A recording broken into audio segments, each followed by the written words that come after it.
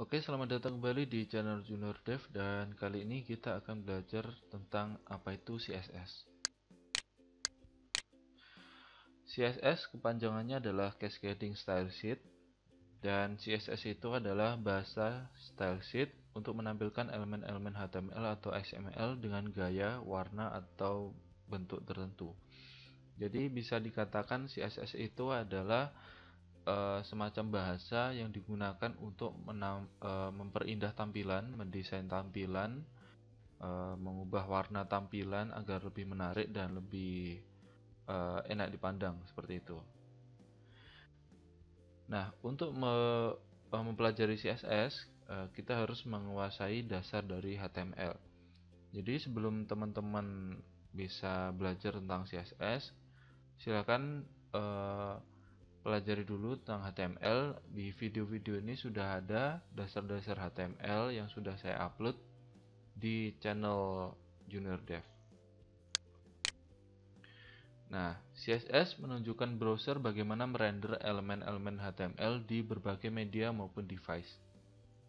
Jadi CSS ini seperti memerintah browser bagaimana merender elemen. Jadi bagaimana warna dari elemen, bagaimana ukuran dari elemen, atau mungkin bentuk dari elemen, dan juga diterapkan di media tertentu atau device yang bisa kita sebut sebagai media query. Jadi di media satu dengan media yang lain yang misalkan beda ukuran, misalkan desktop dengan tablet atau dengan HP, itu bisa kita uh, gunakan CSS yang berbeda, tapi tetap dalam satu file CSS, misalkan seperti itu. CSS dapat mempercepat pekerjaan mendesain tampilan website. Kalau misalkan kita menggunakan external CSS, external style sheet, kita bisa mempercepat pekerjaan tanpa harus mendesain halaman satu persatu. Jadi misalkan hanya menggunakan satu external CSS, jadi menggunakan file CSS eksternal, kemudian bisa diakses oleh atau mungkin bisa dipanggil oleh banyak file HTML seperti itu. Contohnya kita akan melihat contoh dari penerapan CSS. Nah, di sini saya sudah menggunakan internal CSS yang saya masukkan di dalam tag head. Nah, seperti ini. Jadi ini adalah kode CSS dan ini ditempatkan di style tag style ya. Di sini ada H1, kemudian ini ada P, kemudian ini untuk deklarasinya seperti itu. Dan nanti ini akan berpengaruh ke tampilan di H1 ini dan P. Nah, ini adalah sintaksnya.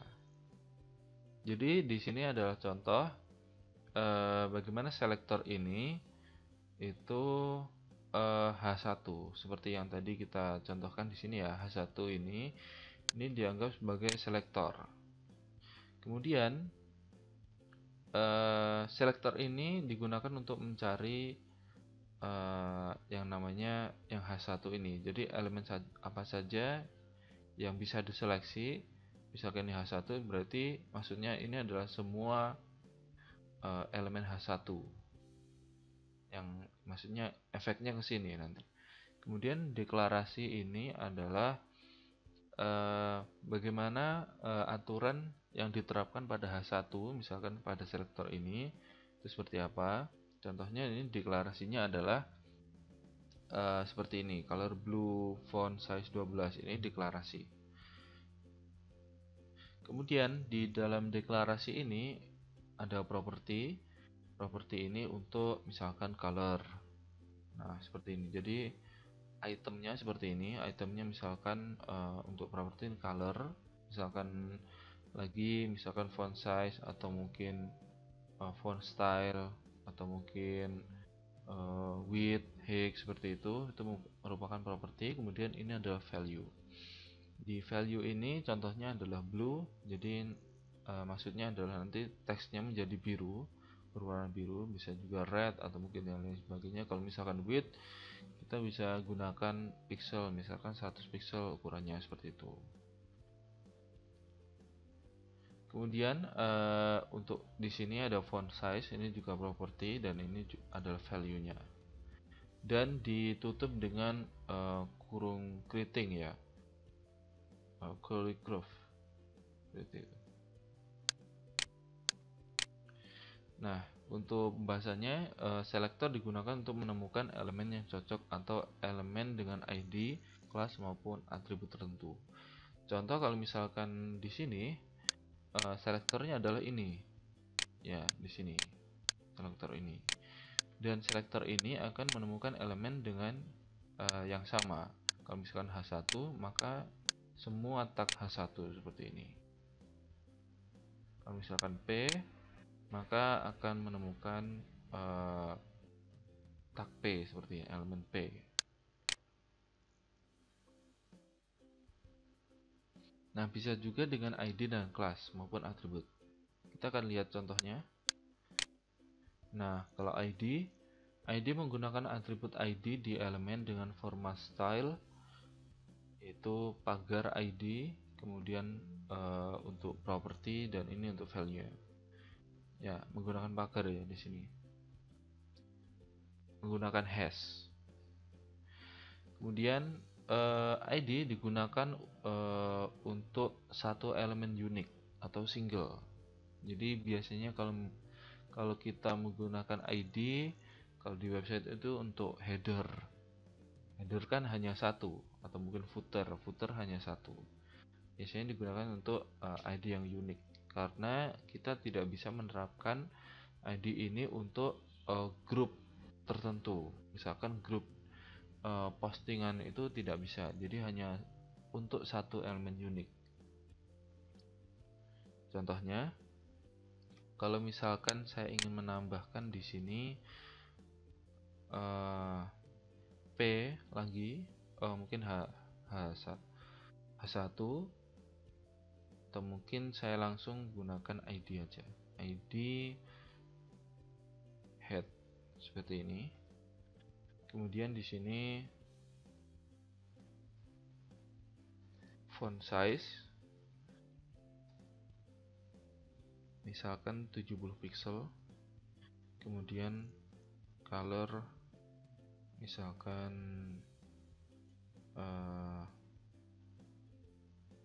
red atau mungkin green aja agar beda. Oke, itu untuk head. Kemudian saya akan menggunakan H1 lagi di sini, di atasnya H1 yang sebelumnya. Kemudian saya namai dengan websiteku, contoh ini. Dan di sini karena kita menggunakan ID, maka kita juga gunakan, karena tadi selector ID, kita menggunakan atribut ID juga, dan kita namai sama dengan yang ada di selector dengan ID tadi. Jadi head seperti ini. Jadi ini ya headnya ini. Kita akan lihat hasilnya. Nah, di sini sebelumnya kode yang tadi itu akan jadi seperti ini. Kalau misalkan tadi kan H1 color red, X align center, kemudian P color blue, font size 18, maka yang ini akan menjadi warnanya merah, kemudian warnanya seperti ini, dan dia akan rata tengah. Kemudian yang di sini itu berwarna biru dan ukuran fontnya itu 18 pixel.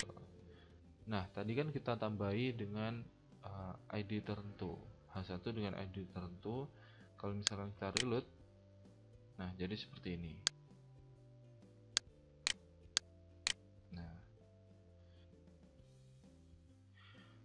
oke, kita lihat kenapa di sini H1 dengan ID head ini rata tengah, karena H1 ini akan mengimpact atau menyebabkan H1 ini juga jadi rata tengah. kalau misalnya kita ganti menjadi H2, maka dia akan tidak menjadi rata tengah. Nah, jadi seperti ini. Nah, itu tuh elemen unik atau single. Nanti kalian bisa gunakan untuk header maupun sidebar maupun footer. Nah, untuk contoh ini saya hanya menggunakan untuk header saja, untuk H1, bukan header ya, tapi elemen H1, elemen heading. Oke, selanjutnya adalah class. Menggunakan atribut class di elemen dengan format di style itu adalah dot class, kemudian menggunakan property value. Jadi menggunakan titik. Perbedaannya adalah atribut class untuk kelompok elemen tertentu atau grup. Nah, di kelas ini kita bisa menggunakan untuk banyak elemen. Jadi contohnya kalau misalkan postingan itu kan di satu halaman website itu kan tidak hanya satu, misalkan postingannya tidak hanya satu, atau mungkin list seperti itu, atau mungkin apa ya, paragraf tertentu, misalkan seperti itu. Contoh kalau misalkan kita menggunakan kelas, maka kita gunakan misalkan di sini dot paragraph. Nah, seperti ini, maka kita gunakan font. Misalkan kita gunakan font family dan kita gunakan misalkan Verdana, contoh seperti ini. Kemudian dengan font size 20 pixel, kemudian border left misalkan, jadi garis sebelah kiri, maka kita gunakan misalkan 5 pixel seperti itu. Kemudian kita gunakan padding. Nah, nanti kode-kode yang belum kita pelajari nanti kita akan bahas di pertemuan datang. Misalkan ini 10 pixel. Nah, di sini saya akan gunakan paragraf dengan tulisan ini, sebuah paragraf dengan kelas, contoh seperti itu. Dan ini kita kasih atribut kelas dengan nama paragraf. Kemudian kita coba. Nah, jadi seperti ini. Oh ya, tadi border leftnya ini kurang solid, kemudian ini dikasih misalkan ini 000, ini untuk warna hitam. Nah, jadi seperti ini. Kita lihat di sini kenapa warna di sini itu tidak terdefinisi warna biru, tapi di outputnya itu biru. Padahal di sini tidak kita perintahkan biru. Karena apa? Karena di sini untuk selektor ini itu akan mengimpact semua P, walaupun dengan kelas tertentu, kecuali kalau misalkan kita override, misalkan di sini color, misalkan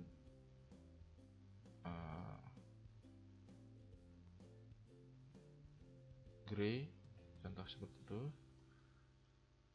maka yang terjadi seperti ini. Nah, jadi ini di override.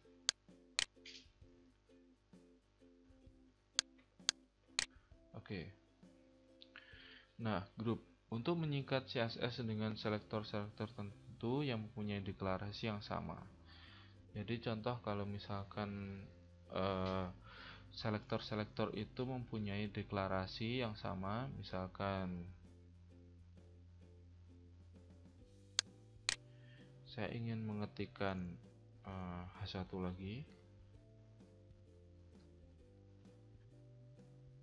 dengan color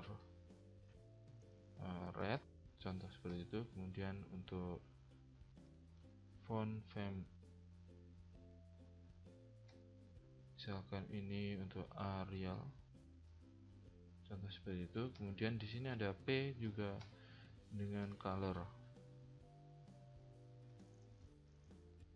red juga. Kemudian ini font family, font family misalkan Arial.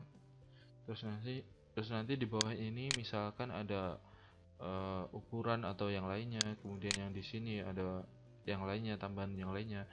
Tapi kalau misalkan ini sama, contoh kalau misalkan ini tambahan font size nya ini 70 pixel, kemudian ini misalkan font size nya 50 pixel, contoh seperti itu, maka yang harus kita jadikan satu adalah ini dan ini, kemudian ini dan ini.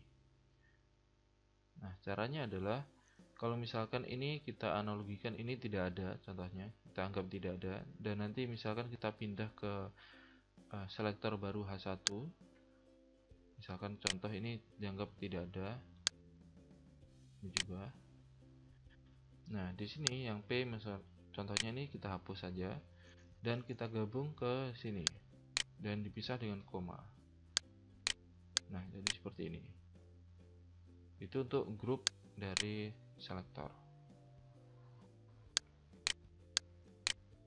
Nah, komen CSS atau deklarasi di dalam komen tidak dijalankan. Komen mulai dari tanda strip bintang dan diakhiri dengan bintang strip. Komen bisa, bukan strip ya, garis miring. Komen bisa untuk menjangkau banyak baris. Contoh kalau misalkan kita gunakan komen.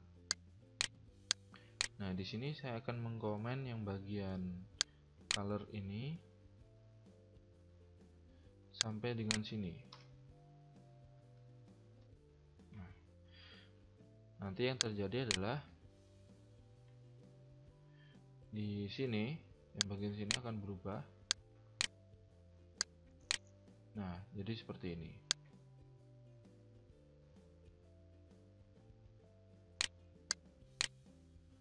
Karena apa? Yang di sini color ini tidak dijalankan, kemudian font size-nya tidak dijalankan, border tidak dijalankan, kemudian padding juga tidak dijalankan. Yang dijalankan hanya font family atau Verdana.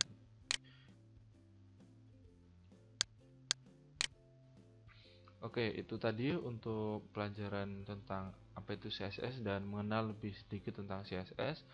Untuk referensi dari materi kita kali ini adalah dari w3schools.com, kemudian tutorialspoint.com. Nah, untuk video sebelumnya, bila teman-teman belum mengikuti yang sebelumnya, video-video tutorial sebelumnya bisa lihat di channel Junior Dev. Nah, untuk video selanjutnya yaitu tentang apa itu JavaScript. Kemudian kita akan belajar tentang atribut input height, width, list, multiple pattern, form, HTML. Jadi ini lanjutan dari materi tentang HTML. Nah, jangan lupa untuk follow Junior Dev dengan like fanpage Junior Dev Indonesia, kemudian Twitter @hello_juniordev, kemudian YouTube channelnya yaitu Junior Dev, kemudian Junior Dev Indonesia untuk Instagramnya, kemudian email hellojuniordev@gmail.com. Jangan lupa untuk subscribe channel Junior Dev, share dan like video-videonya. Jika masih ada yang belum jelas atau ada yang perlu didiskusikan, silahkan kirim komentar di bawah ini. Oke, sekian dan terima kasih.